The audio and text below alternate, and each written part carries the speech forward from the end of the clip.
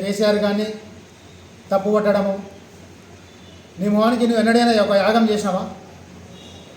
10 సంవత్సరాల నుంచి అంతకుముందు కేంద్ర ప్రభుత్వంలో బీజేపీ ఉన్నది. ఒక్క గుడినైనా మన తెలంగాణలో డెవలప్ చేసిండ్రా? అయోధ్య రామ మందిరం కట్టిండ్రు, మంచిది. అలాగే తెలంగాణలో కూడా భద్రాద్రి రామాలయం ఉంది కదా, దాని ఎందుకు మీరు టేకప్ చేసి అభివృద్ధి చేస్తలేరు? మా భద్రాచలం 7 మండలాలు అలాగే రాముల వారికి సంబంధించిన భూములన్నీ ఆంధ్రాలో మీరు ఆర్డినెన్స్ తీసుకొచ్చి ఆంధ్రాలో కలిపినరు. రావడం మీరు అన్యాయం చేసిండ్రు. వీటి మీద మీకు అడగడానికి చిత్తశుద్ధి లేదు. పొద్దున్న లేస్తే కేసీఆర్ మీద బీఆర్ఎస్ పార్టీ మీద అరవడమే మీ పని అయిపోయింది. వీటన్నిటి కూడా ప్రజలు గమనిస్తున్నారు. ప్రతి అంశాన్ని మీరు ఎలాగైతే విష ప్రచారం చేసుకుంటూ ఎప్పటికప్పుడు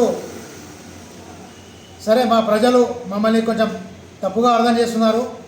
మాకు ప్రజల మీద పూర్తి విశ్వాసం ఉంది. తెలంగాణ ప్రజల మీద దొంగ ఎవరు పని చేసేవాడు ఎవడో ఇప్పటికే అర్థమైంది. మా యొక్క పనితనాన్ని ఇప్పటికే గమనించిండ్రు. వీళ్ళు ఇప్పటికీ వచ్చి ఇన్ని రోజులైంది. కేంద్ర ప్రభుత్వం నుంచి 0 బడ్జెట్ తీసుకొని వచ్చిండు. ఇంతమంది 16 ఎంపీలు ఉన్నారు, కాంగ్రెస్ ప్లస్ బీజేపీ. ఇంతమంది ఉండి కూడా మీరు 0 బడ్జెట్ తీసుకొని వచ్చిండ్రు. ఆఖరికి తెలంగాణ కూడా 0 చేసిండ్రు. మీకు ఎందుకు ఆ పదవులు? ఈ బీజేపీ వాళ్ళది కాంగ్రెస్ వాళ్ళ పాలసీ ఎట్లుంటుందంటే ఎలక్షన్ టు ఎలక్షన్ పాలసీ ఉంటుంది.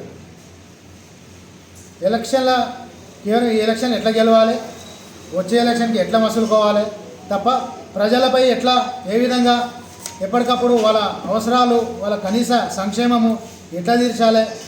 అరే మనం ఎన్నో హామీలు ఇచ్చినాము, ఎన్నో మాటలు చెప్పినాము, కనీసం నిలబెట్టుకుందాము. ఒక్కటైనా ఒక గ్యారెంటీ మీరు నిలబెట్టుకుంటారా?